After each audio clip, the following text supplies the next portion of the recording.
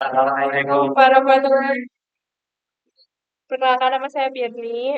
Perkenalkan nama saya Yuda Yudhistira. Nama saya Muhammad Syarif Wadi. Nama saya Muhammad Lutfi Abdul Latif. Kami di sini ada dua lagi anggota kelompok yaitu Zidna sama Maya. Mereka lagi sakit jadi tidak ikut presentasi. Sebelumnya di sini kita akan mempresentasikan proyek tentang aplikasi Linux. Pertama, kita akan mempersiapkan atau persiapan OS. Sebelum masuk praktek, pastikan kalian sudah menyiapkan sistem operasi Debian 12. Debian 12 merupakan distro Linux yang stabil dan banyak dipakai untuk server maupun desktop. Jika kalian menjalankan Debian di mesin virtual atau server jarak jauh, siapkan juga aplikasi SSH client. Misalnya Putih, untuk mengakses terminal secara remote, pastikan juga koneksi jaringan kalian stabil dan kalian sudah memiliki hak akses login ke mesin yang akan digunakan. Jika belum memasang Debian 12, lakukan instalasi atau minta akses ke server yang sudah terpasang. Untuk pengguna Windows, Putih dapat diunduh gratis, sedangkan pada Linux atau macOS, kalian bisa langsung menggunakan terminal bawaan yaitu OpenSSH. Selanjutnya, membuat file. Sekarang kita akan praktikkan cara membuat file baru di Linux. Perintah paling sederhana untuk membuat file adalah touch. Contohnya, touch file baru .txt. Setelah menjalankan perintah tersebut, kalian dapat memverifikasi keberadaan file dengan is. Atau kalian bisa membuat file sekaligus dengan membaca teks. Misalnya, eh, chat lebih besar dari file baru 2.txt. Lalu ketikkan beberapa baris teks, tekan CTRL-D untuk menyimpan dan keluar. Ingat, touch hanya membuat file kosong jika belum ada, atau mempengaruhi timestamp jika file sudah ada.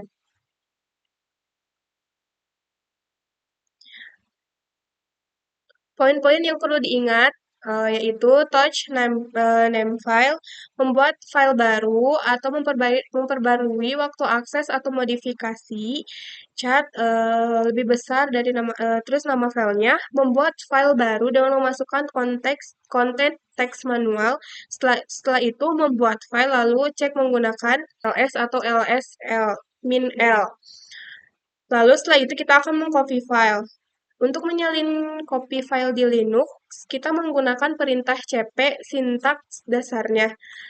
Cp sumber tujuan contohnya yaitu cp file baru.txt file salinan.txt. Ini akan membuat duplikat file baru.txt dengan nama file salinan.txt. Jika kalian ingin menyalin file ke direktori lain, misalnya folder backup, gunakan cp file underscore baru.txt backup, atau jika ingin menyalin sekaligus beberapa file, tuliskan cp file 1.txt dan file 2.txt backup, atau gunakan opsi i interaktif untuk meminta konfirmasi sebelum menimpa file yang sudah ada. Cp min i file underscore baru.txt backup, atau opsi lain yang umum dipakai adalah min r atau min R besar untuk menyalin direktori beserta isinya secara rekursif. cp-min-r direktori underscore sumber atau direktori underscore tujuan. Uh, untuk catatannya, yang penting yaitu tanpa opsi min-i, CP akan menimpa file tanpa peringatan, dan menggunakan cp-min-v untuk menampilkan file yang sedang disalin. Kita kita next ke slide selanjutnya. Kita akan memindahkan file. Setelah menyalin, sekarang kita memindahkan file ke tempat tujuan. Dan sintaknya adalah move ke sumber tujuan. Misalnya nih, move file salinan txt dan ke directory yang mau dituju. Cerita ini memindahkan file salinan txt ke folder yang dituju. Jika direktori di tujuan tidak ada, nama file salin.txt akan berubah menjadi arsip. Oleh karena itu, hati-hati dalam penulisan untuk memindahkan banyak file sekaligus. Misalnya ada contoh lagi, move file.txt dan file 2.txt ke direktori tujuan kamu. Atau menegaskan interaksi jika nama nama konflik. Misalnya mv-i file.txt ke direktori tujuan. Gunakan "-p" jika ingin melihat proses pemindahan pada layar. Dan ada contoh lain, move/p file txt ke direktori tujuan. Poin-poin penting yang di slide ini adalah move MV sekaligus dapat digunakan untuk mengubah file. Misalnya, jika tujuan bukan direktori, file akan di rename. Yang kedua, pastikan path tujuan digunakan tab complication di terminal untuk meminimalkan kesalahan pengetikan. Yang ketiga, opsi minus I dan minus V sangat berguna untuk integrasi dan pemantauan aksi atau lognya lah. Dan slide selanjutnya kita akan membahas mengubah nama file. Mengubah nama file di Linux sebenarnya sama dengan memindahkan ke nama baru karena sistem file menganggap sebagai operasi move sintaknya. Dan sintaknya adalah move nama file lama .txt misalnya ke nama barunya .txt. Dan ada contoh lain, move dokumen lama misalnya ke dokumen baru gitu. .pdf gitu misalnya, dokumen lama .pdf ganti dengan nama PDF baru. Jika kalian memindahkan file sekaligus, nama direktori berbeda, move.pet dokumen lama. Jika kalian ingin mengubah nama banyak file secara massal, gunakan slash card untuk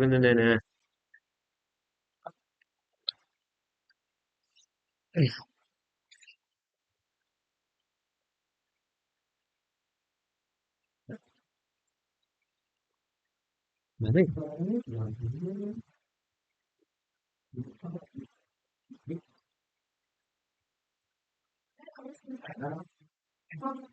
Udah lah, udah mau ya.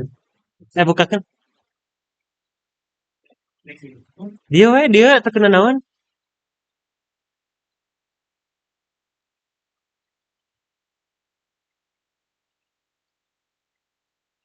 Sumpah iya masih record ya. Udah lah, langsung aja di dia lah, di dia.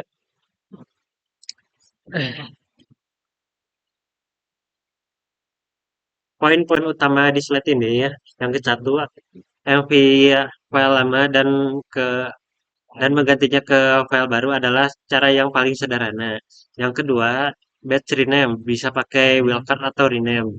Yang ketiga, bisa periksa hasil dengan ls setelah operasi. Sekarang kita akan membahas memberi izin file folder. Sekarang kita akan membahas cara memberikan izin atau permission pada file atau folder dengan menggunakan perintah chmod. Struktur umum pada Linux memiliki tiga kategori penggunaan. Yang ke satu owner, yang kedua group, dan ketiga other atau pengguna lain. Setiap kategori dapat memberikan hak akses misalnya R untuk read, W untuk write, dan X untuk execute. Format simboliknya adalah chmod 777 slash folder yang dituju. Misalnya ke folder latihan untuk membuka permission semuanya. Lalu ada slide berikutnya, slide 8, memberi izin file atau folder. Selain cara simbolik dan numerik, kalian juga bisa menambahkan atau menghapus izin dengan tanda plus atau minus. Contohnya, base, copy edit, chmod, u, rwx, g sama dengan rx, o, file.txt, owner, rwx, group, g sama dengan r min x, author sama dengan no permission, chmod a plus r file.txt, a sama dengan al u go, memberi izin baca untuk semua, chmod o min w file.txt, menghapus izin write untuk author. Opsional, mewakili ketiga kategori secara bersamaan. Gunakan is file.txt untuk memverifikasi hasil pengaturan izin. Penjelasan output is ketika kalian menjalankan bash copy edit is file.txt maka tampilan akan seperti sharp copy edit rwxr xr 1 grup user group 1024 file.txt. Artinya rwxr min xr karakter pertama berarti file biasa, bukan direktori yaitu D. rwx owner baca tulis eksekusi, rx group baca eksekusi, r min min authors baca saja. 1. Jumlah hard link user sama dengan pemilik file, group sama dengan group file, 1024 sama dengan ukuran file dalam bit. Juni 2 10 jam 10 sama dengan tanggal dan waktu modifikasi terakhir. File.txt sama dengan nama file. Tipsnya adalah hati-hati memberikan izin 777 pada file atau direktori, karena berarti semua orang bisa membaca, menulis, dan mengeksekusi. Biasakan prinsip least privilege, hanya memberikan izin seminimal mungkin yang diperlukan. Lalu ada slide 9, menghapus file langsung. Untuk menghapus file, kita menggunakan perintah rm. Contohnya, bash copy edit rm file underscore tidak penting underscore penting .txt. Jika ingin menghapus beberapa file sekaligus, bash copy edit rm file 1 txt file 2.log file 3.csv atau menggunakan wildcard bash copy edit rm bintang log menghapus semua file berekstensi .log. Hati-hati, setelah rm dijalankan, file akan langsung dihapus dan tidak ditempatkan di recycle bin. Jika file tidak bisa dihapus karena izin, gunakan sudo rm file.txt atau ubah izin dulu chmod. Jika ingin memastikan sebelum menghapus interaktif, gunakan opsi min i bash copy edit rm min i file underscore tidak underscore penting.txt. Kalian akan diminta konfirmasi y atau n sebelum setiap file dihapus. Untuk menghapus direktori beserta isinya, gunakan bash copy edit rm min r nama direktori atau bash copy edit rm min rf nama underscore direktori. Opsi r recursive untuk menghapus seluruh isi direktori. Opsi F force untuk memaksa tanpa konfirmasi. Lalu, apa bedanya antara ls dan lsl? ls hanya nama tanpa informasi tambahan, urutkan alfabetis, tampilan ringkas, cocok untuk sekilas melihat isi direktori. Lalu untuk lsl, untuk mode izin atau permission, contoh min r jumlah hard link, pemilik atau owner dan grup, ukuran bytes, tanggal atau waktu modifikasi, nama file atau direktori. Lalu penjelasan chmod dan chown. Chmod mengubah izin akses perangkat atau direktori untuk tiga kategori pengguna, owner, grup, atau dan lain-lain. Contoh cmd, chmod 777 nama file. Lalu untuk chown mengubah pemilik atau owner atau grup, berkelas atau direktori. Contoh cmd-nya chown dalam kurung user file.txt.